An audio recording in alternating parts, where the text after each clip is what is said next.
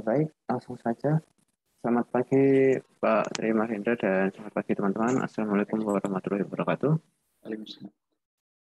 Pada kesempatan pagi hari ini, kami dari kelompok 4 yang beranggotakan yang pertama Fistika Karen Angelika, yang kedua Rizka Yuli Nur Fadila, dan yang ketiga saya sendiri Salmanda Ruklana akan mempresentasikan hasil diskusi dari kelompok kami, yakni di modul 7 mengenai perolehan dan pembayaran aset tetap.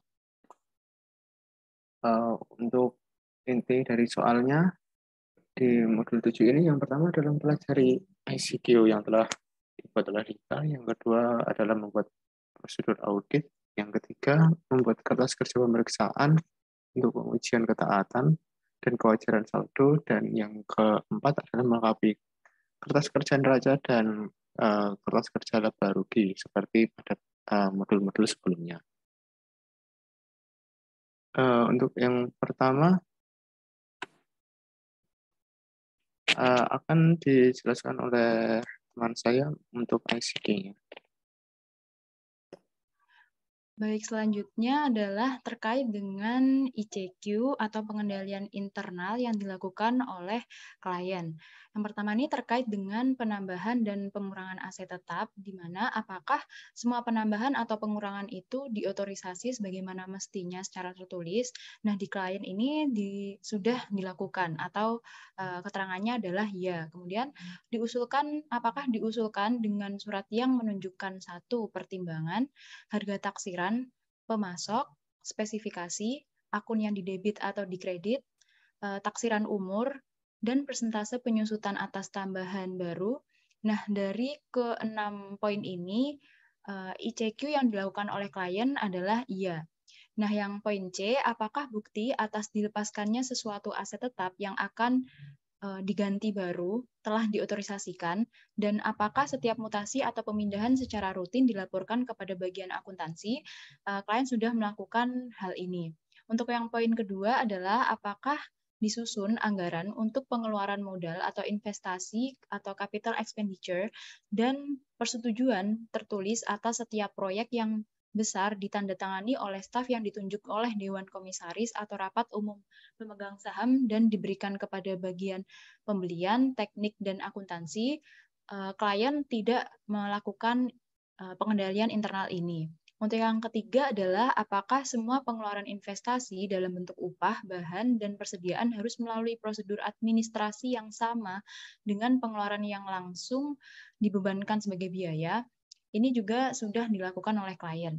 Untuk yang aset tetap dalam pembangunan, ini apakah proyek tersebut ini A, terpisah dalam akun kontrol tersendiri dalam buku besar, misalnya construction in progress, dan B, terkontrol atas tiap jenis akun, C, diotorisasi dan dirumuskan secara jelas, D, penyimpangan dari anggaran yang telah ditetapkan harus mendapatkan persetujuan tambahan.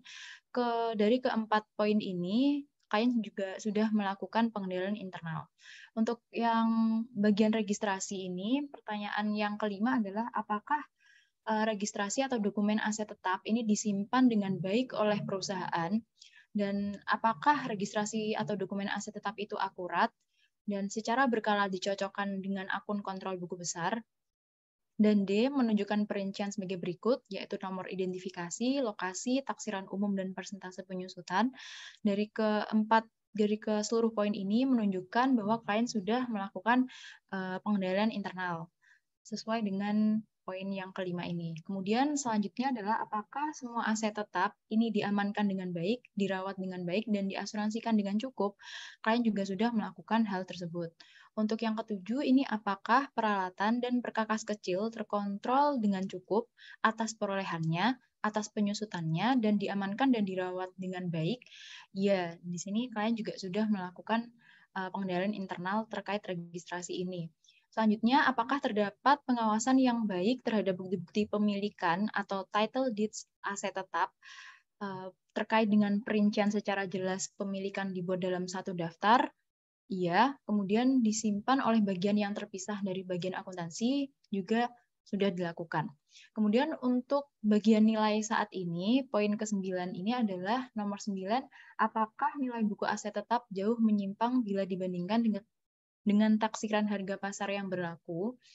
Ini tidak relevan pada klien terkait dengan schedule aset tetap. Untuk yang nomor 10, ini apakah metode dan persentase penyusutan sesuai dengan standar akuntansi keuangan atau SAK dan sesuai dengan Undang-Undang Pajak Penghasilan. Ini klien juga sudah melakukan pengendalian terhadap nilai saat ini. Nah, kemudian untuk informasi selanjutnya, klien ini menggunakan metode penyusutan yang digunakan yaitu metode garis lurus atau straight line. Mungkin ke ICQ yang kedua terlebih dahulu. Nah, untuk bagian sewa aset tetap, nomor 10 ini, apakah aset tetap disewa dan bukan dibeli? Dan apakah kontrak sewa-menyewa diotorisasikan sebagaimana mestinya? Ini ya menunjukkan klien juga sudah melakukan pengendalian internal terkait dengan sewa aset tetap. Yang B, pembukuannya cocok dengan jenis sewa yang bersangkutan dengan sesuai dengan SAK, namun klien tidak membukukan jenis sewa bersangkutan sesuai dengan SAK. Nah, untuk yang C ini, uang sewa dan perjanjiannya secara jelas dinyatakan untuk dapat menunjukkan keadaan dengan layak, keterangan menunjukkan ya. Nah, untuk bagian umum, nomor 12 ini, apakah sistem informasi meliputi sistem informasi di mana perlu A. Anggaran untuk pengeluaran investasi, dan alasan untuk pengeluaran investasi, persentase keuntungan yang diharapkan atas investasi tersebut, ini menunjukkan keterangan iya. Untuk poin C dan D, E, ini persentase keuntungan yang diharapkan atas investasi tersebut, perbandingan anggaran dengan pengeluaran sesungguhnya, penjelasan atas penyimpangan yang besar antara anggaran dengan pengeluaran yang sesungguhnya, ini menunjukkan keterangan tidak di poin 12. Untuk yang nomor 13, ini apakah perusahaan telah menetapkan perumusan kebijakan yang jelas untuk membedakan pengeluaran investasi dengan pengeluaran biaya? Nah, ini klien menunjukkan keterangan iya. Untuk yang nomor 14, apakah dibuat buku atau daftar aset tetap? Nomor 15, apakah total jumlah perincian dicocokkan secara berkala dengan akun kontrolnya? Untuk nomor 16, 17, apakah masing-masing aset tetap diberi tanda atau kode pengenal, dan apakah aset tetap yang telah disusutkan penuh tapi masih tetap digunakan tetap tercatat pada akun aset? Pada nomor 14 sampai 17 ini menunjukkan keterangan ya sudah dilakukan pengendalian internal tersebut. Untuk nomor 18 ini, apakah buku atau daftar aset tetap direview minimal setahun sekali atau untuk mengetahui barang yang rusak atau menganggur? Nah, ini tidak relevan pada klien. Nomor 19 ini, apakah prosedur rutin menjamin bahwa selalu segera dilaporkan kepada bagian akuntansi dan dibukukan atas proyek yang sudah selesai? Ini klien juga sudah melakukan pengendalian internal, menunjukkan keterangan iya. Nah, untuk poin B ini, apakah aset tetap yang disingkirkan karena tidak berguna lagi atau retirement? Ini menunjukkan keterangan tidak. Dan untuk poin C, apakah prosedur rutin menjamin bahwa selalu segera dilaporkan kepada bagian akuntansi dan dibukukan atas penjualan aset tetap? Ini menunjukkan keterangan iya. Dan yang terakhir, ICQ-nya adalah bila dibuat laporan keuangan interim, apakah biaya penyusutan ini diperhitungkan? Dari ICQ yang telah dibuat Lita menunjukkan keterangan iya. Nah, berdasarkan internal control questionnaire yang dilakukan oleh Lita, secara keseluruhan belum terdapat bagian signifikan yang dapat menjadi kelemahan klien. Dengan demikian, kesimpulan menurut kami adalah internal control pada klien ini tergolong baik. Namun, sebelumnya izinkan kami untuk menyampaikan kelemahan yang tidak tercantum pada ICQ ini secara lisan.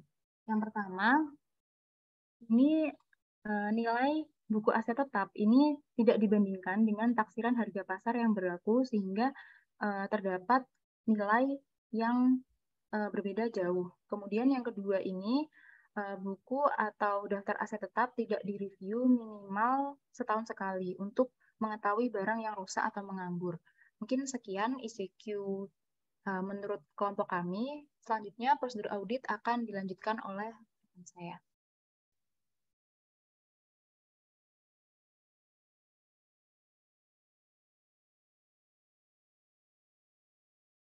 Baik, terima kasih Rizka.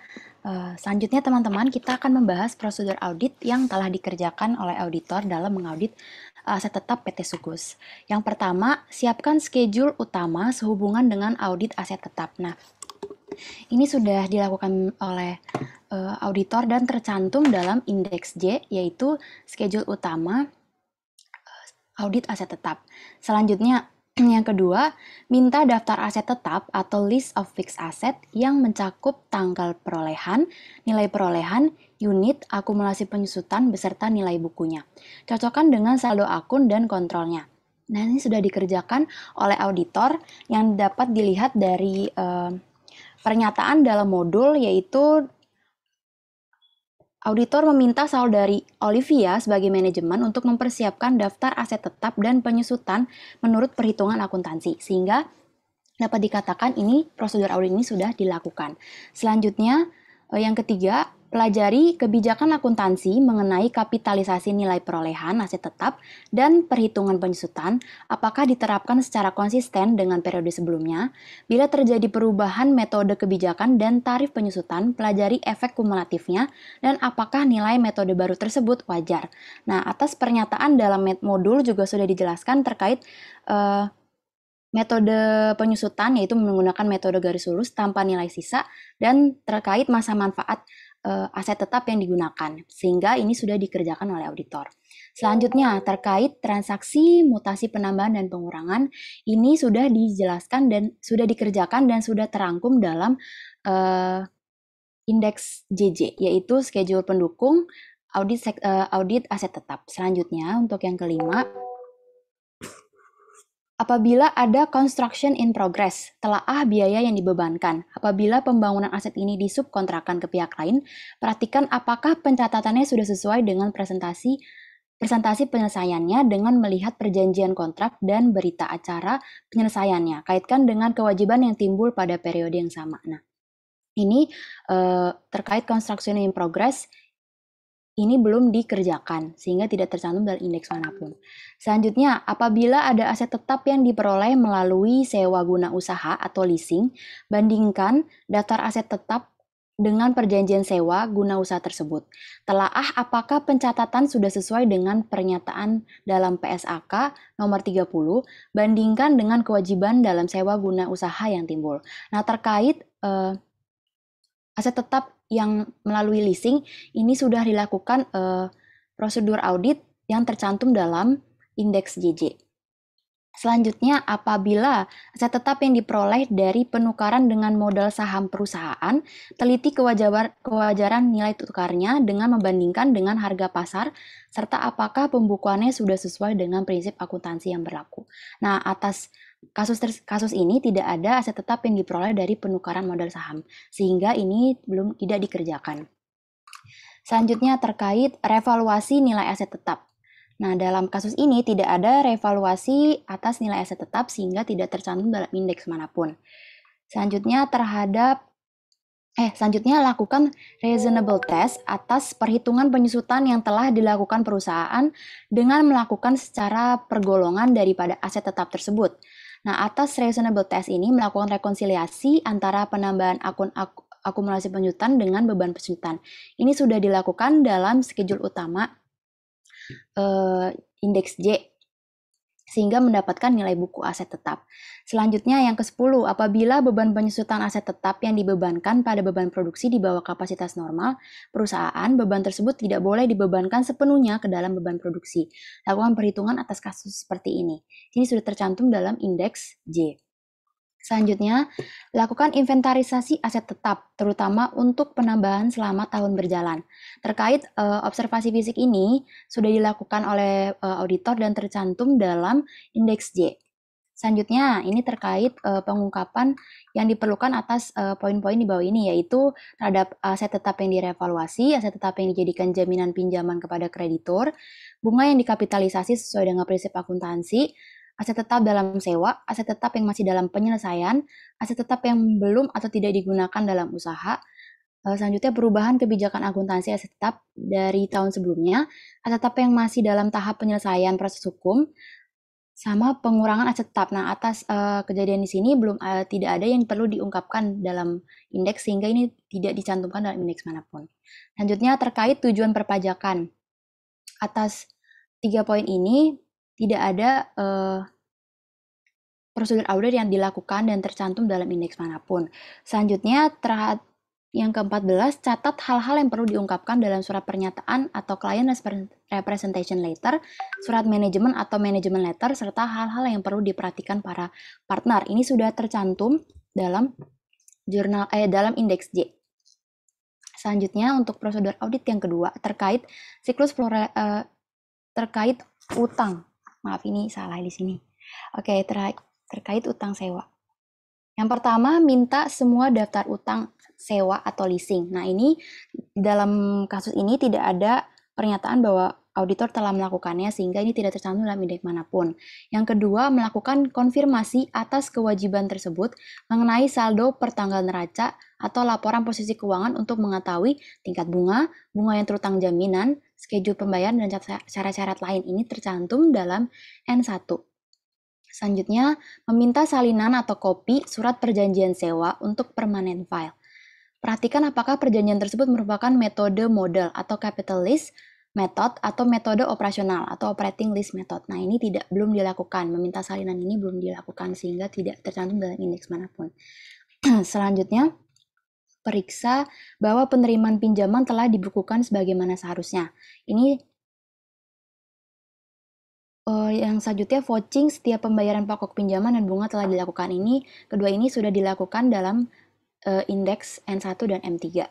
Selanjutnya yang terakhir, hitung jumlah yang harus dilunaskan dalam waktu 1 tahun sejak tanggal neraca atau laporan posisi keuangan untuk disajikan sebagai kewajiban jangka pendek dalam neraca atau laporan posisi keuangan. Ini sudah tercantum dalam M3, yaitu schedule utama utang jangka pendek.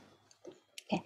Untuk selanjutnya kita akan membahas JJ yang akan dijelaskan oleh rekan saya, Daru. Silakan. Baik, terima kasih pertanyaannya. Untuk yang berikutnya adalah mengenai schedule pembantu JJ. Di sini adalah data-data yang didapat dari soal langsung berdasarkan pencatatan di Buksar klien per 31 Desember 2018. Jadi di sini ada beberapa aset yang sudah dicatat klien seperti tanah yang nilainya pada tahun 2017 adalah 2 miliar dan 2018 adalah 2 miliar juga. Jadi ini berdasarkan catatan klien untuk akun tanah tidak ada penambahan ataupun pengurangan dan tidak ada depresiasinya. Selanjutnya mengenai bangunan dan prasarana. Di tahun 2017 klien mencatat bangunan dan prasarana senilai 1,350 M dan ada penambahan harga perolehan sebesar 1,6 M sehingga pada tahun 2018 untuk nilai bangunan dan prasarana adalah 2,950 M dan ada penyusutan yang sudah dilakukan pada tahun 2017 senilai 135 juta dan penyusutan tambahan pada tahun 2018 sebesar 147,5 juta sehingga total dari depresiasi tahun tersebut adalah 282,5 juta sehingga nilai buku pada akhir tahun 2018 adalah 2,667,5 M. Selanjutnya untuk mesin dan peralatan. Sebenarnya kalau melihat di soal mesin dan peralatan ini tidak terdapat pada soal di modul 7, tapi kita bisa melihatnya pada halaman 15 pada neraca. Pada neraca klien mencatat untuk mesin dan peralatan pada tahun 2017 sebesar 420 juta dan ada penambahan sebesar 400 juta, sehingga nilai mesin dan peralatan 2018 adalah 820 juta. Dan ada depresiasi yang sudah dicatat pada tahun 2017 sebesar 84 juta dan depresiasi atas penambahan aset tersebut sebesar 62 juta, sehingga total depresiasi pada tahun 2018 adalah 146 juta. Dan nilai buku pada akhir tahun untuk mesin dan peralatan adalah 674 juta. Selanjutnya, untuk kendaraan bermotor, klien mencatat pada tahun 2017 sebesar 550 juta sekian dan ada penambahan sebesar 400 juta sekian, sehingga nilai kendaraan bermotor yang dicatat klien adalah 950 juta sekian dan ada depresiasi pada tahun 2017 yang sudah dicatat senilai 220 juta sekian dan depresiasi atas penambahan aset pada tahun berjalan 300 juta sekian, sehingga depresiasi pada tahun 2018 adalah 520 juta sekian dan nilai buku pada akhir tahun untuk kendaraan bermotor adalah 430 juta sekian. Dan yang terakhir adalah mengenai aset peralatan kantor, klien mencatat sebesar 80 juta sekian dan ada penambahan 106 juta sekian dan ada pengurangan, yakni ini dari penjualan kalau tidak salah di soal, sehingga nilai peralatan kantor yang dicatat klien 2018 adalah 188 juta sekian dan ada depresiasi yang sudah dicatat sebesar 33 juta dan depresiasi atas penambahan aset sebesar 54 juta, sehingga total depresiasi pada tahun 2018 adalah 87 juta sekian dan nilai aset untuk peralatan kantor pada akhir tahun sekitar 101 juta. Dan untuk total aset yang dimiliki klien untuk 2017 adalah 4,4 miliar sekian dengan penambahan sebesar 2,5 miliar sekian dan ada pengurangan sebesar 1 juta, sehingga total aset yang dimiliki klien untuk awal tahun 2018 adalah 6,9 miliar sekian dan ada depresiasi untuk 2017 dan 2018 dengan totalnya 1,1 miliar sekian dan nilai akhir pada tahun 2018 aset yang dimiliki klien adalah 5,8 miliar sekian. Selanjutnya untuk jurnal koreksi, yang pertama atas temuan-temuan bangunan dan prasarana. Apabila lihat di soal, kita mengetahui jika klien melakukan pembangunan pada bulan Juli 2015 seluas 1.000 meter persegi dan selesai dibangun pada tanggal 3 November. Dan beban yang dikeluarkan termasuk bahan material, tenaga kerja, dan lain-lain sebesar 1,5 M. Sampai dengan akhir tahun 2018, perusahaan belum mencatat pajak PPN atas bangunan yang dibangun sendiri. Jadi di sini kita bisa lihat yang pertama sebelumnya, belum ke ketemuannya. Di sini ada 100 juta bangunan dan prasarana, karena apabila kita lihat pada buku besar klien, pembayaran pajak bumi dan bangunan pada tahun 2018, klien mengkapitalisasi besaran pajak tersebut sebesar 100 juta kepada bangunan dan prasarana. Namun menurut kami, seharusnya klien tidak membebankan pajak tersebut pada kapitalisasi bangunan dan prasarana, karena pajak tersebut terjadi setiap tahun begitu. Jadi harusnya dibebankan pada beban pajak. Sehingga yang pertama, jurnal yang dicatat klien sebenarnya adalah bangunan pada kas. sebesar 100 juta. Padahal seharusnya beban yang jurnal yang dilakukan adalah beban pajak pada kas. Sehingga kami melakukan jurnal koreksi, yakni beban pajak pada bangunan dan prasarana, sehingga menambah beban pajak dan mengurangi nilai dari bangunan dan prasarana sebesar 100 juta. Selanjutnya adalah pencatatan jurnal penyusutan pada akhir tahun. Sama juga seperti pada buku besar yang sudah dibuat klien adalah sebesar 147.500 pada beban penyusutan dan akumulasi penyusutan bangunan. Padahal seharusnya besar beban penyusutan yang diakui hanyalah 80.250.000. Ini didapat dari hasil perhitungan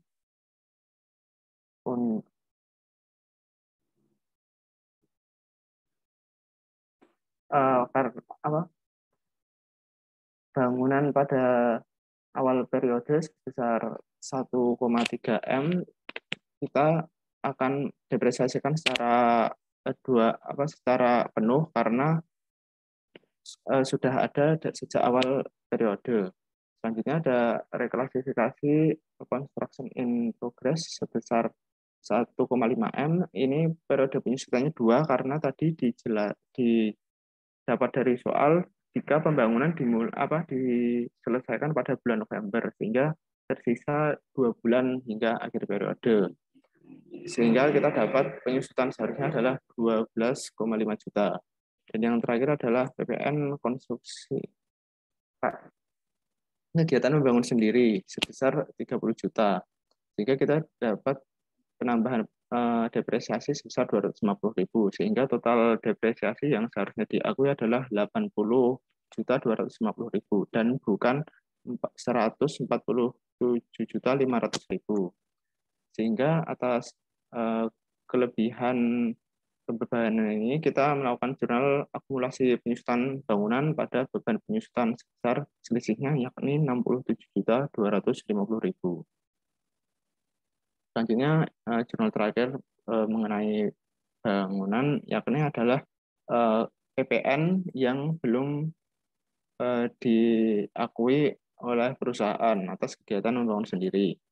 Ini ada kita akan mencatat jurnal bangunan dan prasarana pada utang PPN ke KMS sebesar 30 juta. Ini didapat dari 1,5 M dikali 2%, atau kita bisa mencari, kalau yang saya dapatkan itu DPP dari kegiatan membangun sendiri itu adalah 20%, dan PPN di sini saya masih menggunakan 10%, sehingga PPN yang dipungut adalah 30 juta. Sehingga kami mengusulkan jurnal koreksi yakni bangunan dan prasarana pada utang PPN KMS sebesar 30 juta.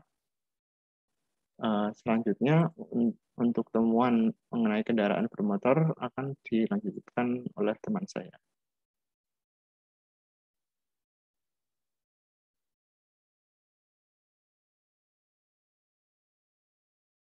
Baik, selanjutnya untuk temuan kendaraan bermotor, diketahui yang pertama itu pada tanggal 25 Juni 2018, perusahaan ini melakukan pembelian 3 truk Mitsubishi dengan cara tukar tambah.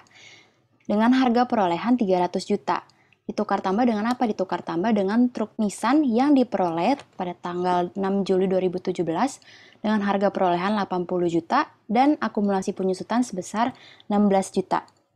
Nah, kendaraan lama ini ternyata memiliki harga pasar sebesar 59.371, sedangkan sisanya dibayar tunai oleh perusahaan dan dicatat seperti ini: kendaraan bermotor baru terhadap Bank Lopo sebagai kas sebesar 240.629.000 didapat dari harga perolehan langsung dikurangi dengan harga pasar dari Nissan dari truk lama.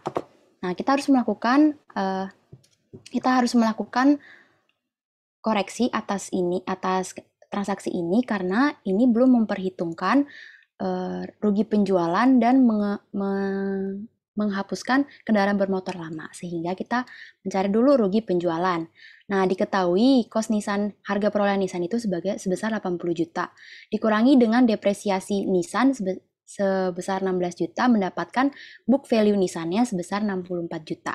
Nah, 64 juta dan fair value Nissan harga pasarnya itu ternyata 59 juta, sehingga terdapat rugi sebesar 4.629.000. Nah, ini harus dimunculkan dalam akun, yaitu kita harusnya mencatat kendaraan bermotor baru sebesar harga perolehannya 300 juta, terus mendebit akumulasi penyusutan atas kendaraan bermotor lama sebesar 16 juta, lalu memunculkan rugi penjualan sebesar 4.629.000 dan mengkredit kendaraan bermotor lama sebesar 80 juta. Selanjutnya, bagaimana jurnal koreksinya? Yaitu yang pertama dengan mendebit kendaraan bermotor baru sebesar 59.371 atas kurang pencatatan yang sebelumnya ini. Seharusnya kan dia mencatat sebesar 300, tapi dia hanya mencatat 240, sehingga kita perlu mendebit kembali kendaraan bermotor yang kurang. Selanjutnya, akumulasi penyusutannya sebesar 16 juta dimunculkan di debit dengan rugi penjualan 4.629.000 dan memunculkan kendaraan bermotor lama di kredit sebesar 80 juta sebesar harga perolehannya. Oke. Selanjutnya, atas transaksi yang kedua, yaitu pada tanggal 5 Maret, perusahaan melakukan pembelian 2 unit mobil Mitsubishi dengan cara sewa pembiayaan kepada PT Maju. Atas transaksi list ini diketahui bahwa harga perolehannya itu sebesar 132.019.000 dengan uang muka 36.019.000 sehingga mendapatkan pokok pinjaman sebesar 96 juta. Di sini bunga sebesar 20.981.000 didapat dari 1.165.875 dikali dengan masa sewa yaitu 24 bulan. Sehingga mendapatkan jumlah pinjaman sebesar 123.981. Nah, ini sudah dicatat oleh klien dengan jurnal ini, yaitu mendebit kendaraan bermotor terhadap bank Lopo dan utang sewa pembiayaan jangka panjang. Nah, atas transaksi ini harusnya aset tetap sewa ini tidak boleh diakui sebagai kendaraan bermotor, melainkan sebagai aset tetap sewa pembiayaan atas transaksi list ini, yaitu sebesar 132.019.000. Ini yaitu sebesar harga perolehannya tanpa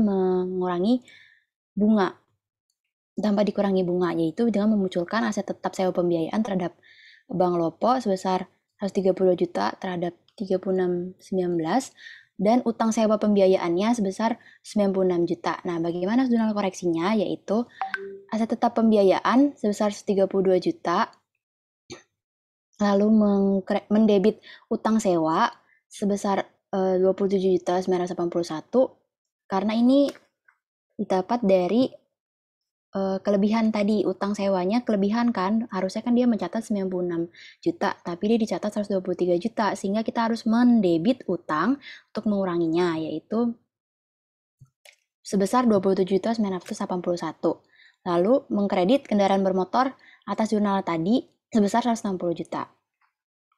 Oke, selanjutnya atas penyusutan.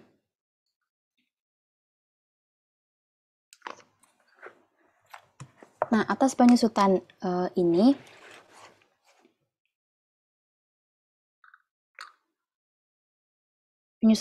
didapat jurnal klien ini 323.400 ini didapat dari JJ tadi. Penyusutan itu sebesar 323.400. Sehingga kita harus kita harus mengkoreksinya. Nah, 300 yang mengoreksi seharusnya itu beban penyusutan operasi terhadap akumulasi penyusutan sebesar 132.055.800. Nah, ini didapat dari mana? Dapat dari perhitungan di bawah ini. Yang pertama, saldo awal di luar unit truk Nissan yang dijual. Kenapa dikeluarkan? Karena truk Nissan ini dijual kan mulai tanggal mulai tanggal bulan Juni. Sedangkan saldo awal ini kan kita mau menghitungnya penuh 12 bulan, sehingga Nissan ini harus dikeluarkan. Nah, saldo awal di luar truk Nissan ini sebesar 470.279.000. Ini dapat dari 550 279 sekian dikurang dengan 80 juta harga perolehan si Nissan. Sehingga mendapatkan penyusutan seharusnya yaitu 94.055.800. Selanjutnya untuk truk Mitsubishi yang baru dibeli atas periode atas 6 bulan penyusutan dimulai dari Juni sampai dimulai dari 1 Juli sampai Desember sebesar 6 bulan, sehingga nilainya harga perolehannya 300 sehingga penyusutan seharusnya 30 juta. Selanjutnya untuk Nissan ini periodenya 6 bulan dari Januari sampai Juni yang sudah dia gunakan, sehingga penyusutan seharusnya 8 juta. Sehingga menghasilkan total penyusutan seharusnya sebesar 132.055.800. Nah, atas penyusutan yang seharusnya ini kita harus melakukan koreksi, yaitu dengan mendebit akumulasi penyusutan kendaraan sebesar 168.181.600 dan mengkredit beban penyusutan operasi. Oke, selanjutnya terkait penyusutan atas aset tetap sewa pembiayaan. Ini itu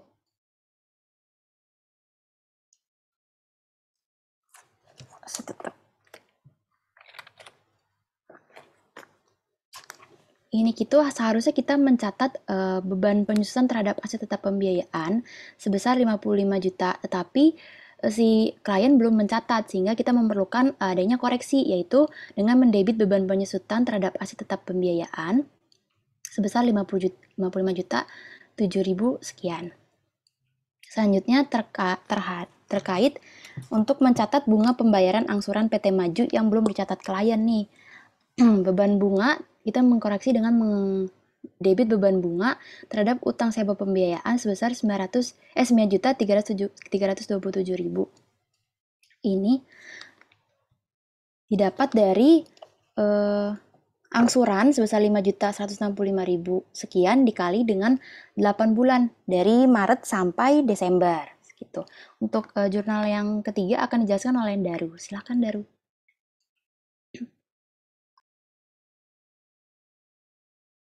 Untuk yang ketiga ini adalah mengenai reklasifikasi dari utang sewa pembiayaan. Jika kita lihat pada schedule M3 itu M3 N1 di sini kita lihat jika klien mencatat utang sewa pembiayaan utang sewa jangka panjang untuk PT Ciptaning sebesar 20.480.000 dan PT Maju 82.654. Berdasarkan analisa kami untuk PT Ciptaning ini pencatatannya sudah benar karena klien mencatat hanya berdasarkan besaran pokok utangnya, tidak ditambah dengan bunganya. Sedangkan untuk pencatatan untuk utang sewa jangka panjang PT Maju sebesar 82.654.000 ini klien masih memasukkan bunga dan tidak hanya pokok dari hutangnya. Seharusnya klien mengeluarkan bunga yang ada pada pencatatan. Untuk yang pertama, PT Ciptaning kami mendebit sebesar 20.480.000 karena untuk mereklasifikasi utang jangka panjang ke jangka pendek. Karena panjang waktu hutang sudah tidak lebih dari 12 bulan. Sedangkan untuk yang PT Maju kami hanya mereklasifikasi sebesar 48 juta dari pokok utang karena masih sisa 4 bulan yang akan dicatat sebagai utang jangka panjang di tahun 2020. Sehingga kami hanya berklasifikasi utang sewa pembiayaan jangka panjang pada utang sewa pembiayaan jangka pendek untuk PT Maju sebesar 48 juta.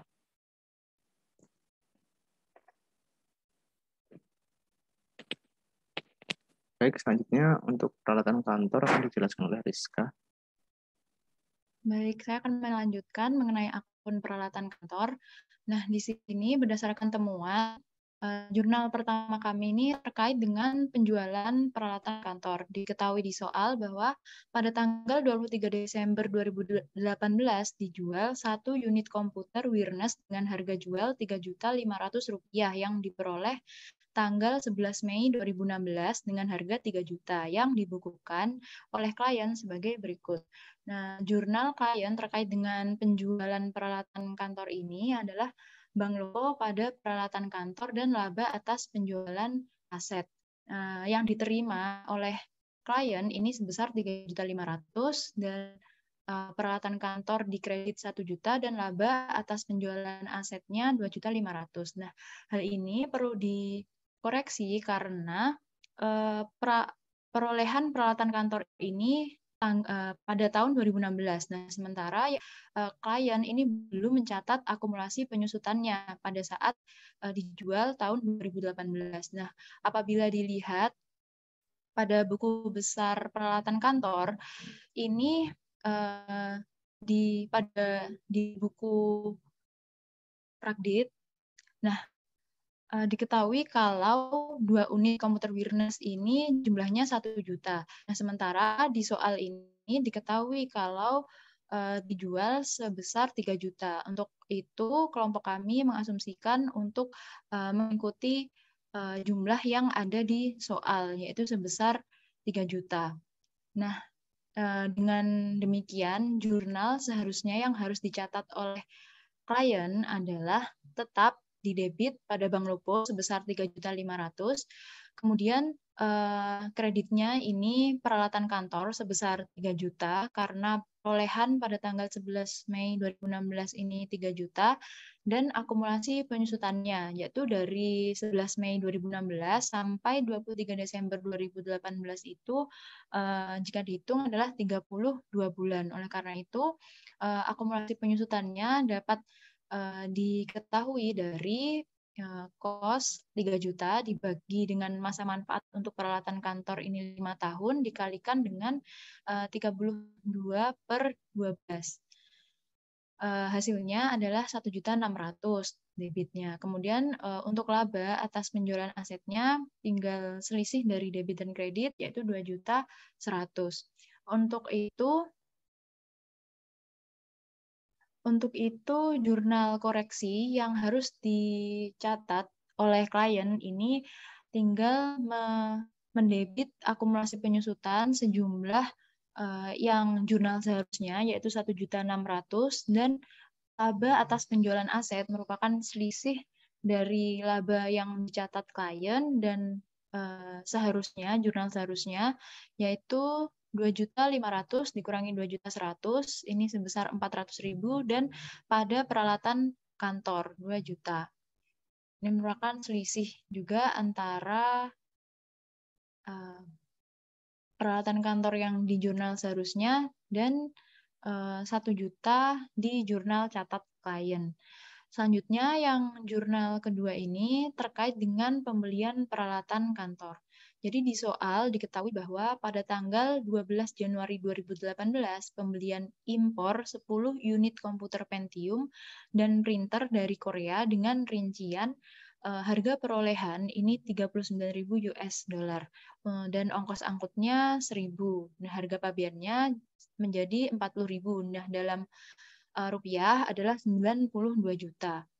Biaya masuknya 4.600.000, nilai impornya harga pabean ditambah dengan biaya masuknya adalah 96.600.000, PPN 10% 9.660.000, PPN barang mewah atau PPN BM 5% 4.830.000, PPh pasal 22 impor 2,5% 2.415.000 dan beban lainnya 5.060.000. Nah, di sini klien mencatat pembelian impor 10 unit komputer Pentium ini sebagai berikut, yaitu peralatan kantor 96.600.000, kemudian PPN masukannya, hal ini adalah PPN 10%, 9.660.000, pajak dibayar di muka 2.450.000, dan beban lainnya ini merupakan PPNBM 5%, 4.830.000 ditambah dengan beban lainnya 5.060.000, yaitu 9.890.000 pada Bank Lopo.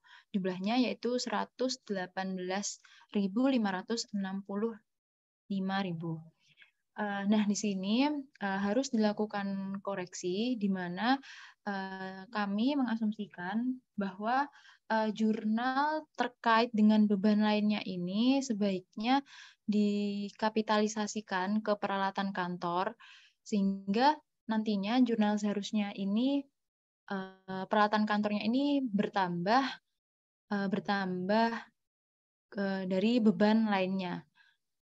Jadi 96.600.000 ditambah dengan 9.890.000, yaitu 106.490.000. Nah, untuk PPN masukan dan PPh 22 dibayar di mukanya tetap, yaitu 9.660.000 untuk PPN masukan dan 2.415.000 untuk PPh 22 dibayar di muka. Dan Bank Lopo-nya ini juga masih sama, 118.565.000. Nah, untuk itu jurnal koreksi yang diperlukan oleh PT Sugus yaitu peralatan kantor pada beban lainnya, yaitu sebesar 9.890.000. Nah, ini didapat dari selisih peralatan kantor, karena tadi jurnal ini terkait dengan kapitalisasi biaya lain-lain dan PPNBM ke akun peralatan kantor. Nah, selanjutnya yang terakhir ini adalah terkait dengan penyusutan peralatan kantor. Nah, jadi klien di sini mencatat jurnal beban penyusutan pada akumulasi penyusutan berdasarkan di buku besar akumulasi penyusutan peralatan kantor di tahun 2018 ini dicatat sebesar 54.454.400. Nah, kami melakukan rekalkulasi atau penghitungan ulang yang di bagian bawah terkait dengan akumulasi penyusutan peralatan kantor, yaitu jika dilihat juga pada buku besar peralatan kantornya ini diketahui saldo awal tanpa unit dijualnya ini adalah senilai 80.391.000. Ini didapat dari saldo awal di buku besar peralatan kantor sebesar 83.391.000 dikurangi dengan 3 juta yang diketahui di informasi soal tadi. Hasilnya adalah 80 juta sekian. Nah, penyusutan seharusnya ini seperti ini, yaitu nilai 80 juta sekian ini dibagi dengan masa manfaat 5 tahun dan dikalikan dengan periode penyusutannya, yaitu 12 bulan, menghasilkan nilai sebesar 16.078.200. Kemudian untuk komputer, ini periode penyusutannya juga sama, 12 bulan, dan nilainya ini diketahui di sini adalah 106.490.000 dari di buku besar peralatan kantor, yaitu 96 juta ditambah dengan 9.890.000 dari jurnal koreksi sebelumnya. Nah, setelah itu penyusutan seharusnya yang dicatat oleh klien ini menggunakan rumus seperti ini, dibagi nilai 106 juta sekian ini dibagi dengan masa manfaat 5 tahun dikalikan dengan periode penyusutannya 12 bulan per 12, yaitu menghasilkan nilai 21.298.000. Nah, untuk peralatan kantor berangkas, periode penyusutannya ini adalah 6 bulan karena tanggal di buku besar menunjukkan 7 Juli 2018. Nah, nilainya ini diperoleh dari buku besar juga senilai 9.890.000. Nah, untuk itu penyusutan seharusnya yang dicatat adalah 989.000 menggunakan rumus yang sama. Selanjutnya untuk unit yang dijual, ini periode penyusutannya juga 12 bulan. Nilai yang diperoleh ini berdasarkan informasi di soal yaitu 3 juta. Nah, disusutkan dibagi dengan 5 masa manfaatnya 5 tahun, yaitu menghasilkan nilai 600.000. Nah, sehingga jika dijumlahkan seluruhnya, penyusutan seharusnya ini adalah sebesar 38.965.000. Sementara 38.965.200. Sementara menurut klien adalah 54.454.400. Sehingga oleh karena itu jurnal seharusnya terkait dengan penyusutan aset tetap ini adalah 38 juta sekian sesuai dengan perhitungan yang telah dilakukan. Nah, untuk itu koreksi yang dilakukan adalah tinggal membalik akumulasi penyusutan peralatan kantor pada beban penyusutan sebesar selisihnya, yaitu 15.489.200. Mungkin sekian jurnal koreksinya. Selanjutnya untuk bagian ini akan dilanjutkan oleh rekan saya, Daru. Maaf. Baik, saya akan melanjutkan untuk schedule indeks J. Nah, kita setelah mendapatkan jurnal koreksi, kita akan menginput angka-angka atas jurnal itu ke dalam schedule indeks J ini. Yang pertama terkait harga perolehan tanah, ini sebesar 2 miliar ini tidak ada jurnal ya, sehingga per auditnya tetap 2 miliar. Selanjutnya untuk bangunan dan prasarana, menurut klien 2 miliar 950 sekian, dan terdapat koreksi sebesar 30 juta di debit dan di kredit 100 juta, sehingga menghasilkan saldo per audit sebesar 2 miliar 880 juta. Oke, selanjutnya untuk mesin dan peralatan. Mesin dan peralatan menurut klien sebesar 820 juta. Nah, ini tidak ada koreksi. Selanjutnya untuk kendaraan bermotor. Menurut klien 950 juta sekian, dan terdapat koreksi di debit sebesar 59.371 dan di kredit sebesar 240 juta, sehingga menghasilkan saldo per audit 770.279.000. Selanjutnya untuk peralatan dan kantor dengan saldo per klien 188.881.000, ini memiliki jurnal koreksi di debit sebesar 9.890 dan di kredit sebesar 2 juta, sehingga menghasilkan saldo per audit sebesar 196.771.000. Selanjutnya atas aset tetap sewa pembiayaan, saldo per kliennya tidak ada karena baru terjadi, saldo awalnya tidak ada. Selanjutnya terdapat jurnal koreksi sebesar 132.019.000 di debit dan di kredit sebesar 55 juta, sehingga saldo per audit itu sebesar 77 juta sekian. Selanjutnya ini menghasilkan angka-angka ketika dijumlahkan mendapatkan angka-angka sebagai berikut. Selanjutnya untuk akumulasi penyusutan. Yang pertama atas akun tanah tidak disusutkan, jadi tidak ada akumulasi penyusutan. Selanjutnya bangunan dan prasarana memiliki saldo per klien sebesar 282.500 dan ada kredit ada koreksi di debit sebesar 67.250,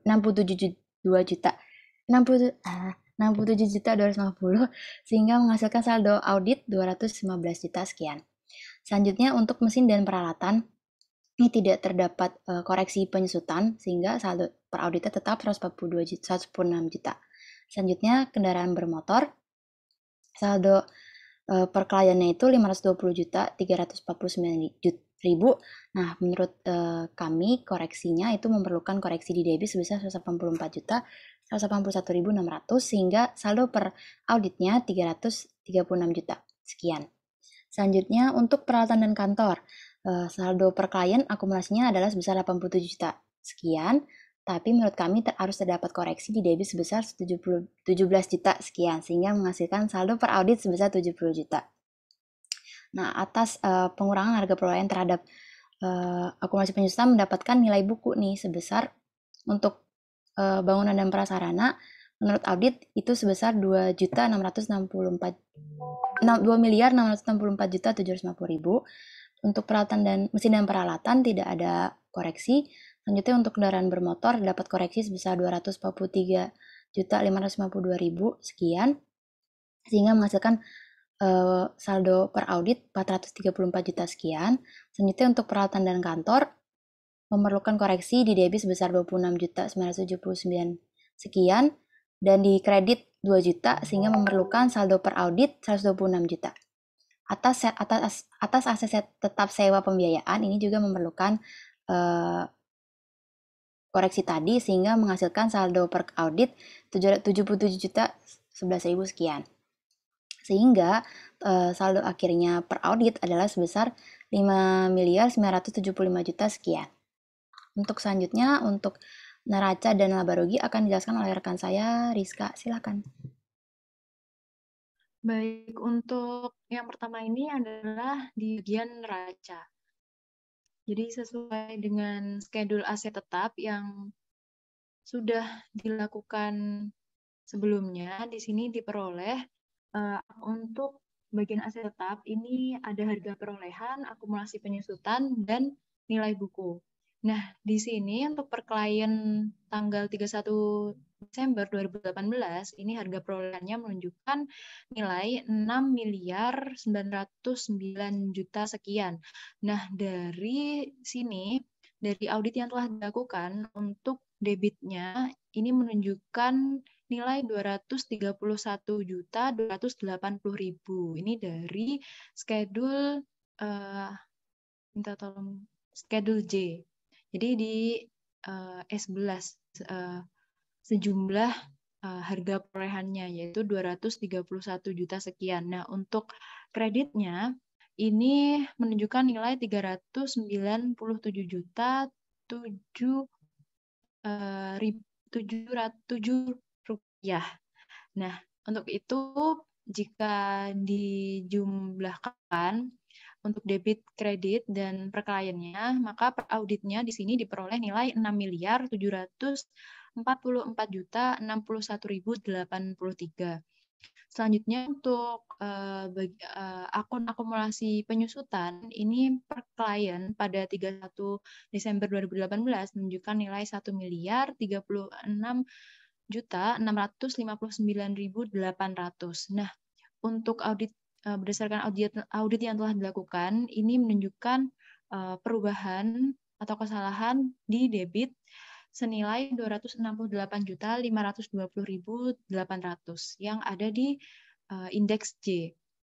Untuk itu per auditnya maka menghasilkan nilai 768.139.000.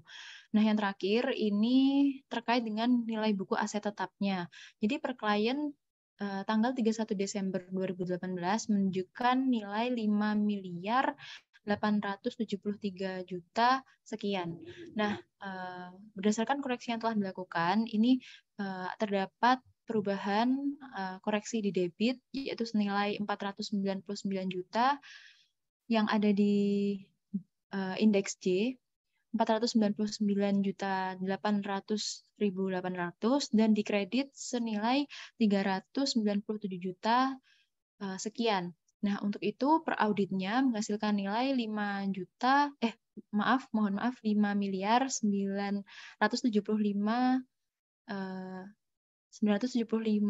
juta sekian. Nah, untuk pada kertas kerja neraca pada bagian kewajiban dan ekuitas, di sini kami tidak menambahkan apapun karena belum ada koreksi terkait dengan kewajiban dan ekuitas. Selanjutnya adalah pada kertas kerja laba rugi. Ini juga sama, kami belum menambahkan koreksi terkait dengan akun laba rugi, sehingga kertas kerja laba rugi di sini masih kosong dan mengikuti pertemuan sebelumnya. Mungkin sekian presentasi dari kelompok kami. Mungkin ada pertanyaan atau pendapat yang berbeda. Oke, terima kasih Rizka, Daru, Mistika. Silakan ada yang mau komen. Asal jangan komen tentang sabun ya. Nah, ini bahas aset tetap, bukan bahas inventory ini. Ya, Farhan kalau Ganti sabun ini perusahaannya. mungkin tadi dikirain ini siklus inventory kan masih masuk akal gitu Daru. Kalau misalnya diperjualbelikan adalah terkait apa namanya inventory perusahaan retail gitulah ya tadi. Terus tadi bingung makanya. Ini kan aset ya, jauh banget gitu kalau misalnya. Ya, terimalah nasibmu Farhan ya. Kadang orang itu hapasnya nggak tahu kapan itu. Hati-hati kalau pakai chat yang ada di Zoom ya. Banyak kisah lucu-lucu tuh, ada lagi kayak gini, mahasiswanya lagi gibahin dosennya, kirimnya di Zoom gitu kan. Ya, kalau saya yang digibahin sih woles-woles aja gitu ya. Lupa gibahnya misalnya Ulan mau kirim ke Bestika malah kirimnya kayak tadi ke apa namanya everyone gitu. Jadi dosennya juga ikut baca gitu. Ya kalau mau gibahin atau mau aneh-aneh mending jabrian aja pakai WA gitu ya, atau pakai tele atau pakai yang lain. Karena kalau di sini nanti sekalian nggak tahu pas lagi kepencet ke atau apa. Oke, case close. Mohon maaf ya Fran, ini bercandaan aja. Walaupun memang layak untuk dibercandain gitu. Ada yang mau komentar, nambahin ini jumlahnya agak banyak. Tadi saya tuliskan teman-teman ya beberapa isu untuk siklus ini yang biasa keluar di ujian akhir semester setiap tahun. Jadi tolong dicatat atau tolong diingat-ingat. Yang pertama adalah perhitungan penyusutan. Ingat penyusutan tadi beberapa kan sudah di tahun lalu kebetulan aset nggak keluar kayaknya seingat saya, tapi tahun sebelumnya kayaknya dikeluarkan deh. Biasa hitung penyusutan nanti akan dikasih guidance pakai metode apa, dan nilai manfaatnya sisanya ada atau enggak, kemudian tarifnya, kemudian tahun perolehan atau bulan perolehan. Ya nanti harusnya sih nggak terlalu tricky kalau yang bulan ya. Saya biasanya kalau temen nanya, Pak, kalau misalnya perolehan yang sebelum 15, setelah 15, yaitu tinggal diakui utuh atau enggak aja gitu ya. Nanti tanggal-tanggalnya teman-teman buatkan notifikasinya ini diakui sebagai bulan utuh atau tidak. Saya nggak tahu kalau yang sekarang gimana. Kalau seingat saya dulu kan kalau perolehan sebelum 15 atau sebelum pertengahan itu dihitung 1 bulan penuh ya. Itu pendekatan akuntansi atau pajak sih dulu. Intinya begitu. Tapi mestinya kalau soal ujian biasanya dibuat tidak terlalu multitafsir untuk tanggal perolehannya. Rata-rata awal bulan sekalian biasanya ya. Yang kedua, gain or loss. Gain or loss ya seperti biasa, ilustrasinya punya barang, swap, atau punya barang dijual, beli yang baru. Terus kemudian tadi juga ada ya kayaknya ya, yang Nissan atau apa tadi? Kendaraan Iya, ada. Ya.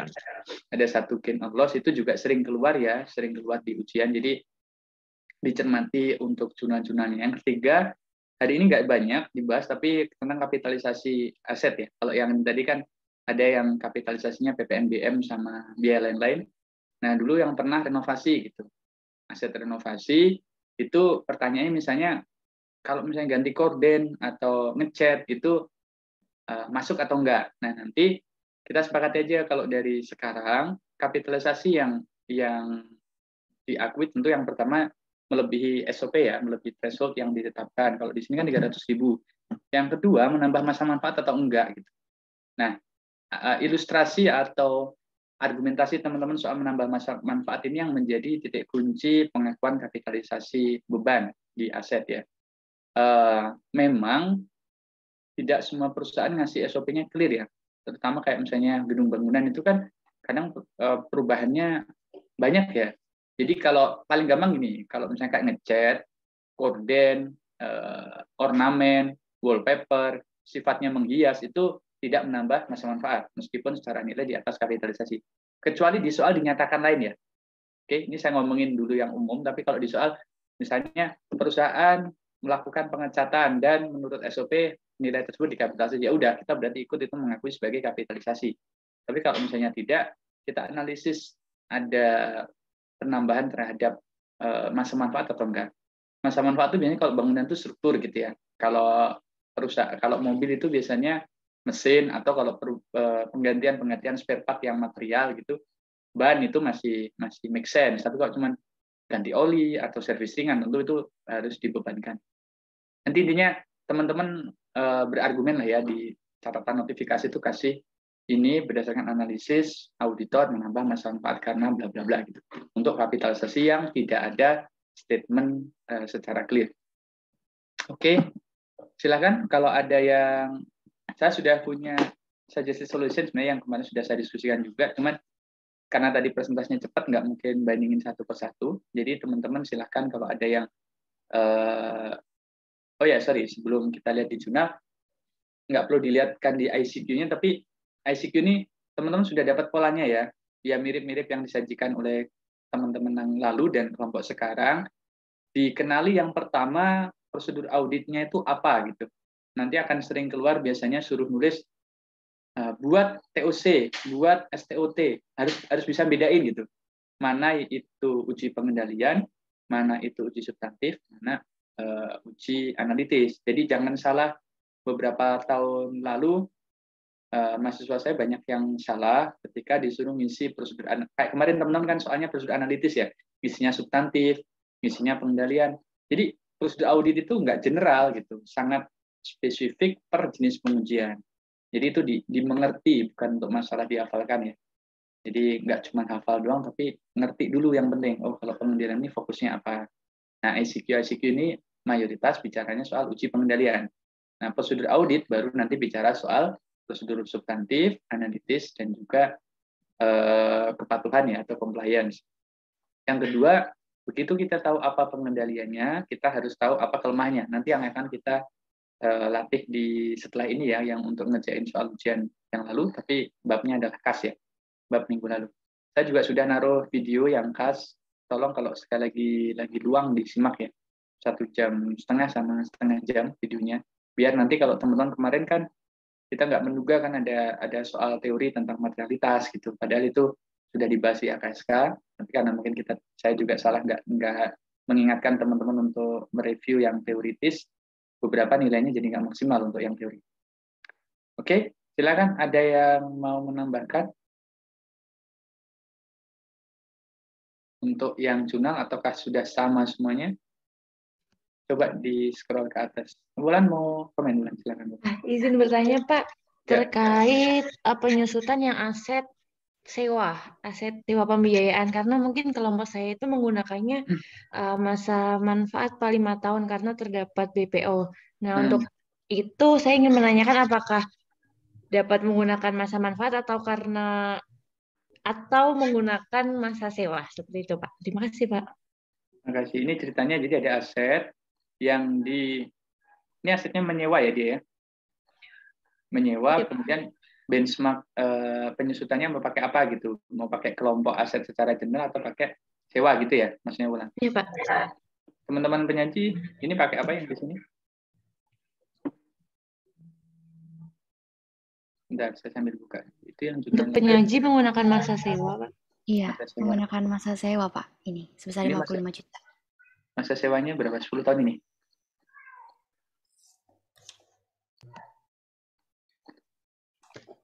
24 bulan, Pak.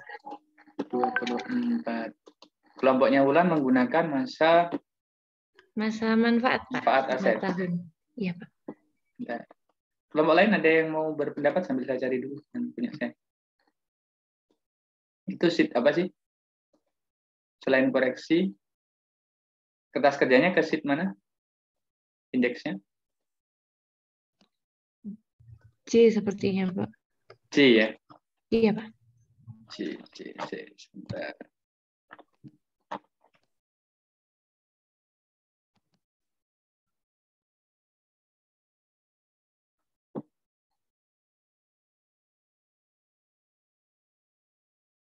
Sambil saya cari sekali lagi, kelompok lain ada yang berpendapat pakai masa mana?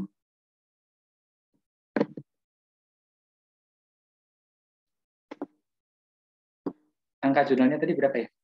Lihat dari angka jurnal aja yang paling gampang. 55 juta itu ya. Tapi nanti angkanya kemungkinan beda.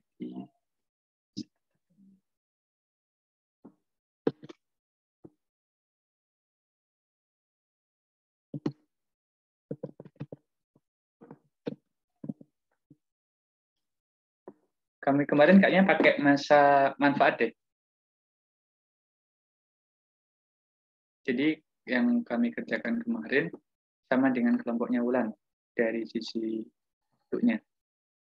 Penyaji atau yang lain punya argumentasi atau mungkin kalau pernah baca landasan teorinya atau apa untuk masalah penggunaan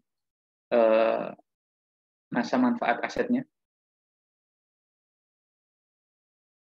Karena logiknya begini ya, kalau misalnya kita nanti menggunakan masa sewa, nanti tidak akan tercermin nilai penyusutan real dari asetnya gitu.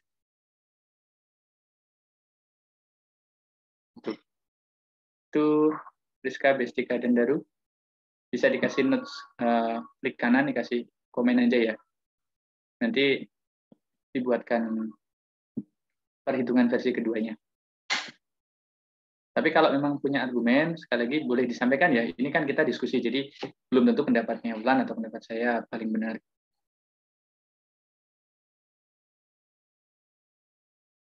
Ada yang lain selain yang ini?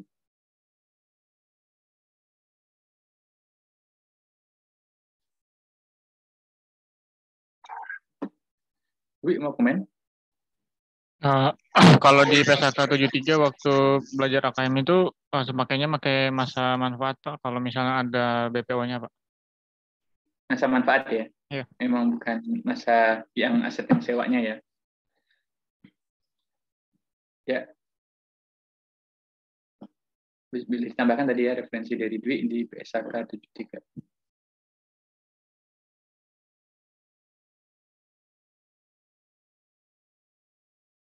Ya, kalau bacaan saya sehari-hari itu tuh PSAP teman-teman. Jadi kalau bicara PSAK itu kalau lagi terpaksa banget gitu ya harus audit BLU, baru lari PSA BLU. Kalau dulu auditnya BUMN, baru lari ke PSA. Tapi nanti hari-harinya teman-teman kalau yang di audit sektor publik, kali kalau di BPK ya, sama inspektorat ya, mungkin ilmu PSAK-nya akan cepat menguap. Kecuali kalau BPKP beberapa masih review sektor privat ya.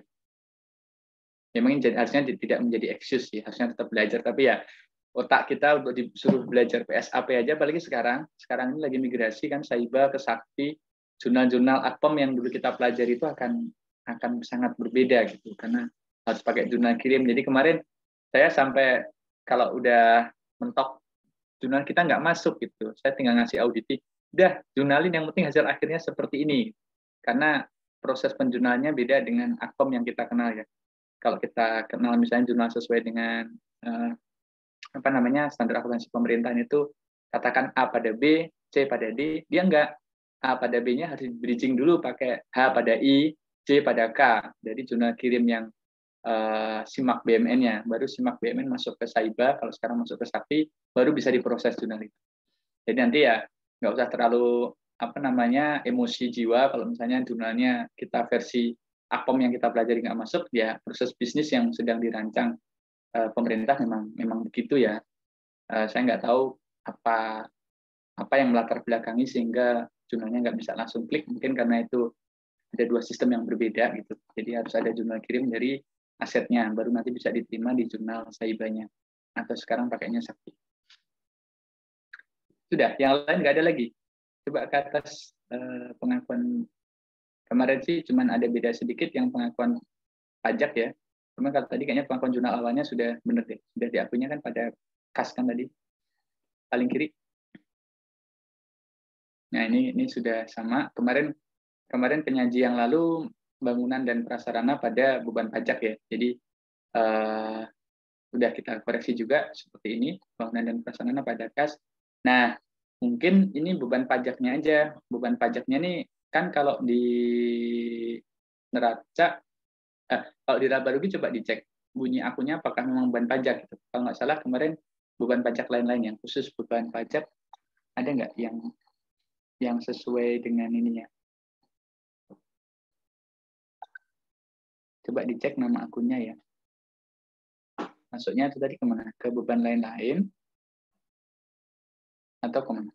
Jurnal koreksi yang barusan. Kalau penyaji apa enggak? Mutasinya dari yang tadi. pindahnya kemana? Angka 100 jutanya di debit.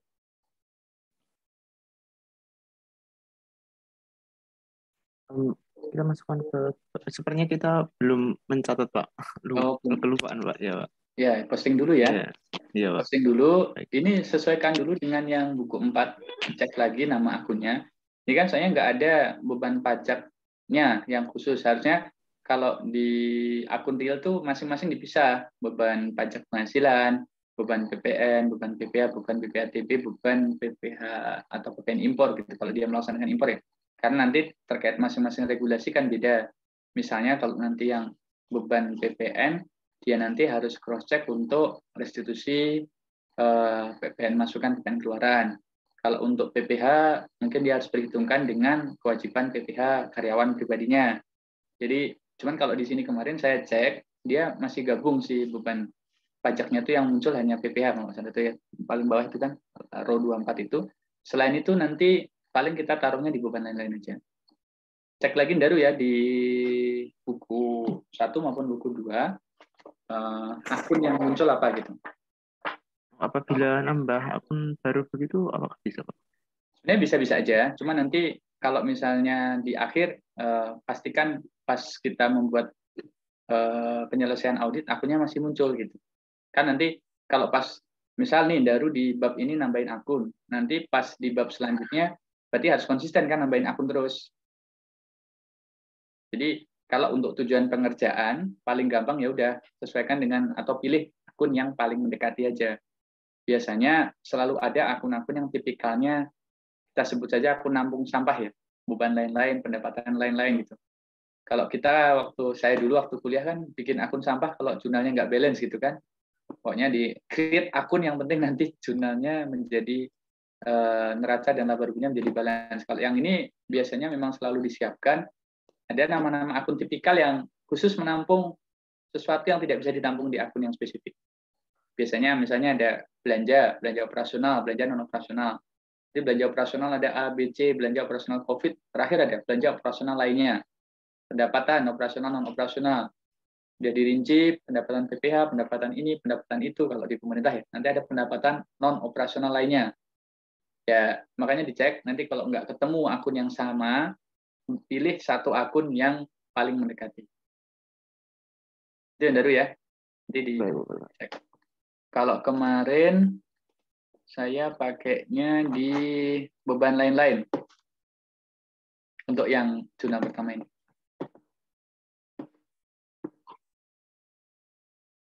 Karena beban pajak kayaknya nggak ada. Cuman kalau saya disuruh milih atau kalau nanti teman-teman ngerjain dia ya, kalau bisa beban pajak strip PBB gitu ya, mau bikin jurnalnya.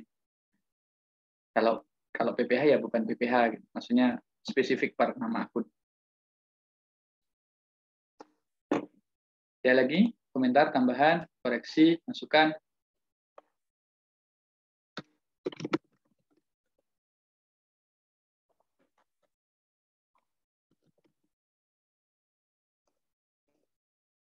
Teman-teman Selasa depan ada kuliah nggak ya? Siang. Mas Eko, Mas Dwi, ada info minggu depan jadwalnya apa? Kalau kita pagi semua Pak kuliahnya Pak. Selasa kosong, siang. Terus ya Selasa kosong siang. Minta tolong di reschedule ya. Mohon maaf ya teman-teman, Selasa pagi saya ada seminar, harus moderasi seminar sampai jam 12. Jadi Dwi atau Eko tolong dibantu proses reschedule ke Selasa 1:30 berarti ya.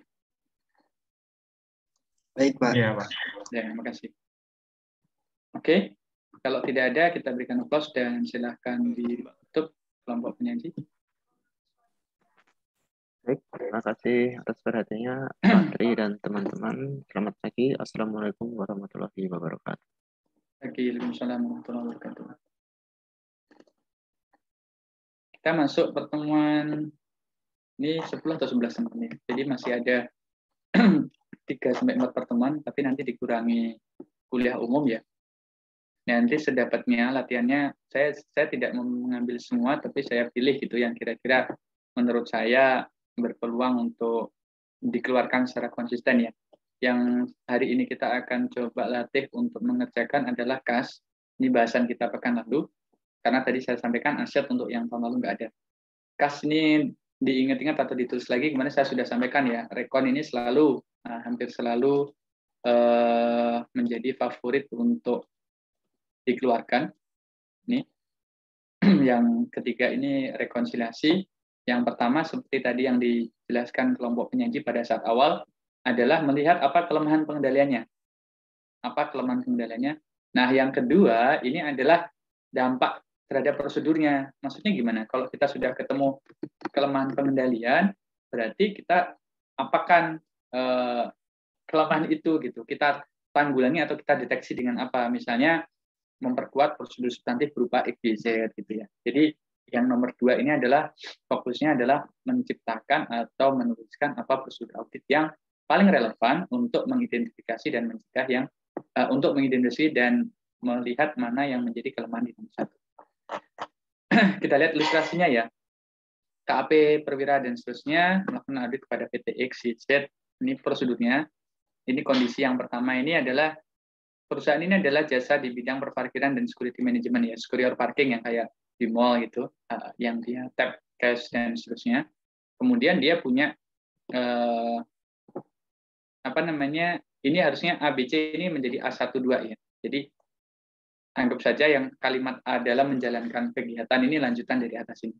Dalam menjalankan kegiatan usaha, PT ini mengirimkan invoice dan seterusnya secara bulanan. Dia memiliki sejumlah besar piutang dan pelanggan bisa membayar dengan cek, transfer maupun kas. Dalam siklus penerimaan kas tunai ditemukan prosedur sebagai berikut. Nah, ini bukan B, C dan seterusnya. Seharusnya ini adalah 1 kurung, 2 kurung dan seterusnya sebagai anaknya dari A ini. Itu ya. Jadi atau A ini harusnya ke atas, ke sini, ke sebelahnya pergudangan ini. Terus yang harusnya ke sini. Yang B, C, D, E ini adalah mulainya A dari stasiun ini. Jadi B sampai E ini adalah prosedur yang mereka lakukan. Nah, terhadap nomor 1 ini, apa kelemahan pengendaliannya? Itu maksudnya. Yang kedua, terhadap yang nomor 1 ini, apa yang harus kita lakukan untuk mengatasi kelemahan pengendalian tersebut?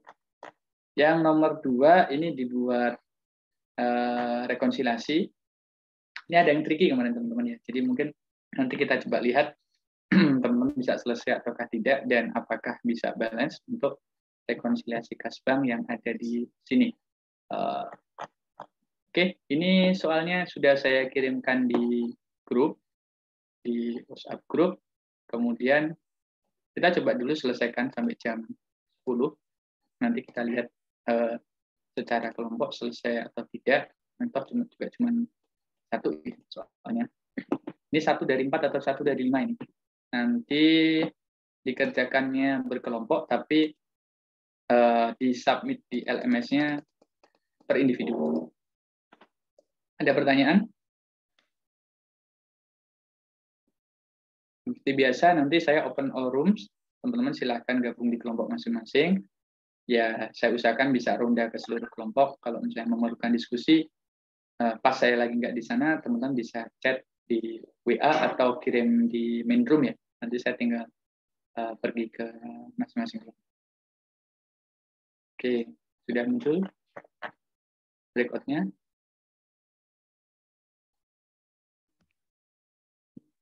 Silakan join, yang tidak bisa join bisa ngasih tahu saya, nanti saya edakan.